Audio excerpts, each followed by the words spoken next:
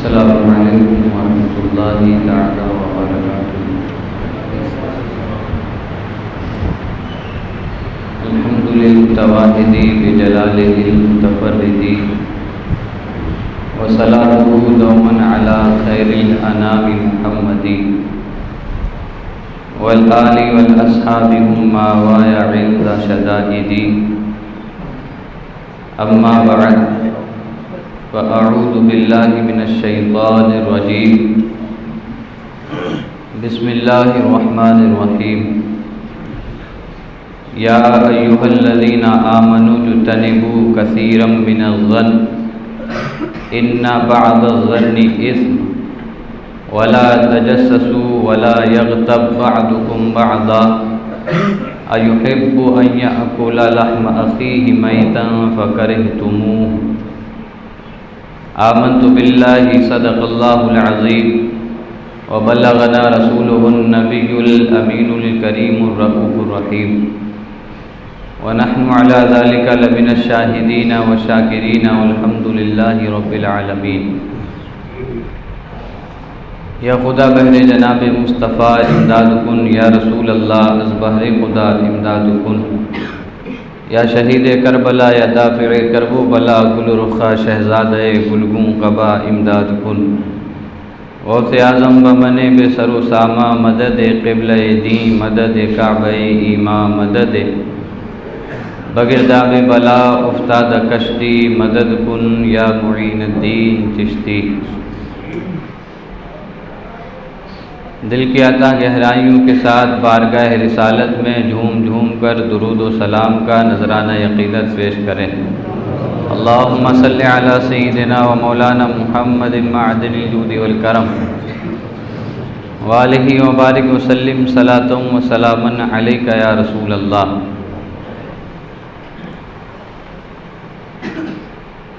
اللہ تعالیٰ ایمان والوں کو مخاطب کرتے ہوئے ارشاد فرماتا ہے، یا ایھا الذین آمنوا، اے ایمان والو، اجتنبوا کثیرا من الظن، زیادہ گمان کرنے سے بچو،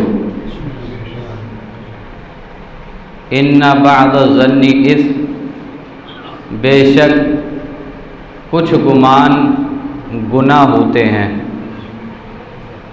ولا تجسسوا، اور جاسوسی نہ کرو، ایک دوسرے کے عیب تلاش نہ کرو، ولا یغتب بعضکم بعضا، اور تم میں سے بعض کی غیبت نہ کریں، ایحب ان یأکل، ایحب احدکم، کیا تم میں سے کوئی یہ پسند کرے گا، ان یأکل لحم اخیہ میتا، کہ اپنے مردار بھائی کا گوشت کھائے، فکرہتموہ، تو وہ تم کو ناپسند گزرے۔ اس آیت کریمہ کے اندر رب تبارک و تعالی نے ایمان والوں سے 3 باتوں کا ذکر فرمایا اور حکم دیا۔ پہلی بات، زیادہ گمانوں سے بچو۔ دوسری بات، ایک دوسرے کے عیب تلاش نہ کرو۔ تیسری بات، ایک دوسرے کی غیبت نہ کرو۔ اللہ تبارک و تعالی نے 3 باتوں کو اپنے بندوں کو حکم دیا، جس میں پہلی بات ذکر فرمائی، زیادہ گمان سے بچو۔ قرآن کریم کا اسلوب ہے، قرآن جب بندوں کی اصلاح کرتا ہے تو سب سے پہلے وہ بات ذکر کرتا ہے جو بات دوسری باتوں کی وجہ بن جاتی ہے، غیبت ہو یا عیب جوئی کرنا ہو، کسی کے عیب تلاش کرنا ہو یا کسی کی غیبت کرنا ہو، یہ بندہ اس وقت کرتا ہے جب کسی کے تعلق سے بدگمانی پیدا کر لیتا ہے۔ تو قرآن کریم نے سب سے پہلے پابندی لگائی بدگمانی کرنے پر، اجتنبوا کثیرا من الظن، زیادہ گمان کرنے سے بچو، ان بعض الظن اثم، بے شک بعض گمان گناہ ہوتے ہیں۔ گمان اور بدگمانی یعنی حسن ظن اور قبح ظن، یہ دو چیزیں ہیں جو کسی بندے کے دل میں کسی کے تعلق سے پیدا ہوتی ہیں۔ یا تو کسی دوسرے کے تعلق سے حسن ظن ہوگا یا قبح ظن ہوگا۔ حسن ظن کسی کے تعلق سے اچھا سوچنا، اور قبح ظن کسی کے تعلق سے برا سوچنا۔ اسی قبح ظن کو بدگمانی کہا جاتا ہے۔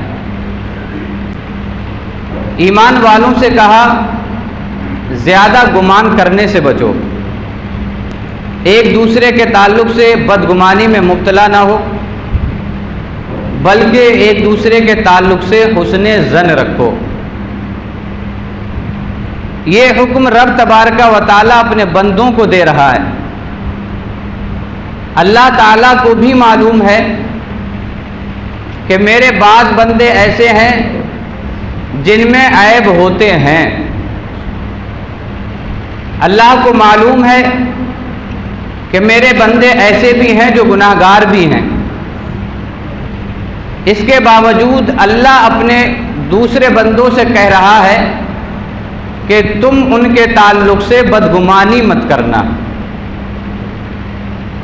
بدگمانی کسی کے تعلق سے برا خیال اپنے دل میں جما لینا۔ ایک ہوتا ہے سوچنا کہ فلاں ایسا ہے فلاں ایسا ہے، پھر اسی چیز کو دل میں جما لینا اور زبان سے کہنا، یہ بدگمانی کہلاتی ہے۔ نبی پاک صلی اللہ علیہ وسلم نے بدگمانی کے تعلق سے ارشاد فرمایا کہ کسی بندے کے تعلق سے بدگمانی رکھنا اپنے رب سے بدگمانی رکھنا ہے۔ اگر یہ چاہتے ہیں کہ فرشتوں کی فہرست میں، ہمارے نامہ اعمال کی فہرست میں ہمیں یہ لکھا جائے کہ یہ بندہ اپنے رب سے بدگمانی رکھتا ہے، تو آپ کسی بندے سے بدگمانی رکھنے لگیں۔ کسی بندے سے بدگمانی رکھیں گے تو نامہ اعمال میں لکھ دیا جائے گا کہ یہ بندہ اللہ سے بدگمانی رکھتا ہے۔ اور ایمان والا یہ کبھی نہیں چاہے گا کہ میں اپنے رب سے بدگمانی رکھوں۔ کسی کو فری میں جہنم نہیں چاہیے، اللہ سے بدگمانی رکھ کے جہنم ہی نصیب ہوگی تو بہتر ہے۔ نبی کریم نے فرمایا کہ اللہ کی بدگمانی سے بچنا ہے تو بندے کی بدگمانی سے بچو۔ ایک حدیث پاک میں فرمایا بدگمانی سب سے بڑا اور کھلا جھوٹ ہے۔ بدگمانی رکھنا یہ آپس میں دشمنی پیدا کر دیتا ہے۔ بدگمانی رکھنا یہ اندر ہی اندر انسان کے جسم کو گلا چڑھا دیتا ہے۔ جیسے کوئی بیماری جسم کو اندر ہی اندر گلاتی ہے، اسی طرح بدگمانی بھی انسان کے جسم کو گلا دیتی ہے، اور یہ فری کی بیماری ہے جس کو بندہ بخوشی خریدتا ہے۔ اتنی فری کی بیماری ہے، کام کوئی دوسرا کر رہا ہے لیکن یہ گھر بیٹھے بیٹھے سوچتا ہے اس کے پاس اتنا پیسہ کہاں سے آ گیا۔ بلڈنگ وہ بنا رہا ہے لیکن یہ فری میں سوچ رہا ہے، لگ رہا ہے 2 نمبر کا کام کرنے لگا۔ ہر سال عمرہ کرنے جا رہا ہے، یہ فری میں سوچ رہا ہے، فری میں حرام کاری کرنے پہ لگا ہے، فری میں گناہ کبیرہ کمانے میں لگا ہے۔ لگتا ہے کوئی لمبی رقم ہاتھ لگ گئی ہے اس لیے وہ ہر سال عمرے کو نکل جاتا ہے، کوئی ہر سال حج کو جا رہا ہے تو یہ فری میں حرام کام کرنے پہ بیٹھے بیٹھے کما رہا ہے گناہ، ریاکار ہے۔ ہر سال حج کو جاتا ہے اس لیے تاکہ لوگ کہیں یہ تو ہر سال حج کو جاتے ہیں۔ اگر کوئی نیک کام کر رہا ہے تو یہ فری میں گناہ کما لیتا ہے، بدگمانی میں مبتلا ہو کے کہ یہ دکھاوے کے لیے کر رہا ہے۔ دکھاوا اس کا تعلق دل سے ہے۔ نبی پاک نے فرمایا انما الاعمال بالنیات، اعمال کا دار و مدار نیتوں پر ہے۔ اگر کوئی نیک کام کر رہا ہے، اگر کوئی 5 وقتہ نمازیں پڑھ رہا ہے تو آپ یہ نہیں کہہ سکتے کہ یہ ریاکاری کر رہا ہے۔ اگر کوئی ہاتھ میں تسبیح لے کے گھوم رہا ہے اور پڑھ رہا ہے تو آپ کو یہ حق نہیں پہنچتا کہ آپ کہیں یہ ریاکاری کر رہا ہے، کیونکہ اعمال کا دار و مدار نیتوں پر ہے۔ خدا نخواستہ آپ نے یہ گمان کر لیا کہ اس کے ہاتھ میں ہر وقت تسبیح رہتی ہے، ہر وقت مسجد میں پڑا رہتا ہے، یہ ریاکاری کر رہا ہے، اور اس کی نیت ہو خلوص للہیت کی تو اسے تو ثواب مل ہی جائے گا اس کے عمل کرنے کا، لیکن آپ کو فری میں اور پھوکٹ میں کبیرہ گناہ کمانے کا بھی اجر مل جائے گا۔ یہ فری کی بیماری ہے جو آدمی اپنے اندر پیدا کر لیتا ہے۔ اسلام اپنے ماننے والوں کو ہر اس چیز سے دور رکھنا چاہتا ہے جو چیز ایمان کو نقصان پہنچاتی ہے یا دنیاوی اعتبار سے نقصان پہنچاتی ہے۔ زیادہ گمان کرنے سے بچو، ایک دم سے فیصلہ مت کر لیا کرو کہ فلاں ایسا ہے فلاں ایسا ہے، کہ فلاں کا یہ کام ہے تو وہ ریاکار ہے، یا وہ ایسا ہے وہ ویسا ہے، کیونکہ یہ بدگمانیاں کبیرہ گناہ ہیں، اور یہ بدگمانی آدمی کو ڈپریشن میں لے جاتی ہے۔ ظاہر ہے ایک آدمی ترقی پہ ترقی کیے جا رہا ہے اور آپ اسی سوچ میں بیٹھے ہیں کہ یہ ترقی بہت کر رہا ہے، لگ رہا ہے اسے 2 نمبر کا مال مل گیا یا اس نے کہیں ہاتھ مار دیا ہے، وہ تو ترقی کرتا چلا جائے گا لیکن تمہارا دل ڈپریشن میں چلا جائے گا، اور اتنا ڈپریشن میں جائے گا۔ امریکہ کے ایک ڈاکٹر نے اس پر تحقیق کی کہ بدگمانی یہ ہارٹ اٹیک کا سبب بھی بن جاتی ہے۔ اور ہارٹ اٹیک کیسے ہوگا؟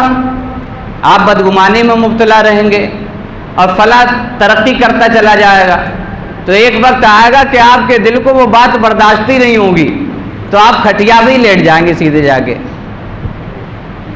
مذہب اسلام اتنا پیارا مذہب ہے کہ یہ اپنے ماننے والوں کو چھوٹی چھوٹی باتوں سے بھی روکتا ہے کہ تم جب بدگمانی کرو گے تو تم اس کے عیب بھی تلاش کرنا شروع کر دو گے، کیونکہ بدگمانی جس کے تعلق سے ہوگی تو آپ چاہیں گے میں کسی کے سامنے اس کی بدگمانی کو ظاہر کروں کہ فلاں ایسا ہے فلاں ایسا ہے، تو آپ پھر اس کے عیب بھی تلاش کریں گے اور عیب تلاش کرتے رہیں گے۔ حدیث پاک میں آیا جو کسی بندے کا عیب نہیں چھپاتا ہے میدان محشر میں اللہ اس کو سب کے سامنے رسوا کر دے گا۔ پھر آپ جب عیب تلاش کریں گے، عیب تلاش کر کے کسی کے سامنے بیان بھی کریں گے، اب بیان کرنا یہ غیبت بن جائے گا۔ نبی پاک نے ارشاد فرمایا اپنے بھائی کی غیبت کرنا ایسا ہے جیسے اپنے مردار بھائی کا گوشت کھانا۔ تھوڑی دیر کے لیے تصور کریں، آپ کا بھائی مر چکا ہے اور آپ کے بھائی کے جسم کا ایک ٹکڑا گوشت کا کسی نے کاٹ کے دیا آپ کو کھانے کے لیے، کیا آپ کھانا پسند کریں گے؟ کبھی پسند نہیں کریں گے۔ اسی طرح غیبت ہے، غیبت کو بھی کسی کے تعلق سے پسند مت کرو، کیونکہ غیبت کرنا بھی ایسا ہی ہے جیسے اپنے مردار بھائی کا گوشت کھانا ہے۔ اور جلدی سے فیصلہ کرنے والے، اپنے اندر بدگمانیاں پیدا کرنے والے، ہو سکتا ہے تم جو دیکھ رہے ہو وہ نہ ہو، اور جو وہ کر رہا ہو وہ تم دیکھ نہ پا رہے ہو سکتا ہے وہ غلطی سے کوئی کام کر رہا ہو سکتا ہے آپ اس کے تعلق سے غلطی میں مبتلا ہو۔ حضرت حسن بصری رحمت اللہ تعالی علیہ دریائے دجلہ کے پاس سے گزرے تو دیکھا ایک نوجوان بیٹھا ہوا ہے اور اس کے پہلو میں ایک عورت بیٹھی ہوئی ہے اور اس کے سامنے ایک شراب کی بوتل رکھی ہوئی ہے۔ حضرت حسن بصری رحمت اللہ تعالی علیہ آپ کے ذہن میں یہ بات آئی کہ بات یہاں تک پہنچ گئی ہے کہ لوگ کھلم کھلا شراب بھی پی رہے ہیں اور عورتوں کو اپنے پہلوؤں میں بٹھال کے وقت بھی برباد کر رہے ہیں۔ حضرت حسن بصری کے ذہن میں اتنی بات آئی تھی کہ جس دریا کے پاس بیٹھا ہوا وہ نوجوان تھا تو اسی دریا میں ایک کشتی کنارے سے لگنے والی تھی، اتنے میں دریا میں ایک سیلاب سا آیا، ایک طوفان اٹھا اور اس کشتی میں تقریباً 10 لوگ تھے۔ وہ کشتی کو الٹ پلٹ کر دیا، 10 لوگ دریا میں گر گئے۔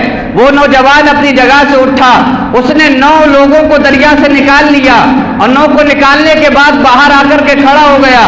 حسن بصری نے کہا جب 9 کو نکال لیا ہے تو ایک کو کیوں نہیں نکال لیتا؟ وہ شخص بولا حسن بصری تم میرے تعلق سے جس بدگمانی میں مبتلا تھے، اب جاؤ تم ایک کو نکال کے دکھاؤ، میں نے تو 9 کو نکال کے اپنا کام کر دیا ہے۔ حسن بصری حیران، تجھے میرا نام بھی پتا ہے؟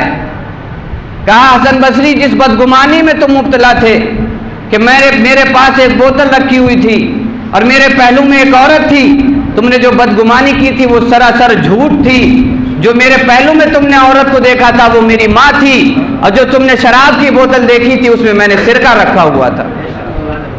ظاہر ہے آپ جو دیکھتے ہو وہ نہ ہو سکتا ہے جو آپ دیکھ رہے ہیں وہ نہ ہو۔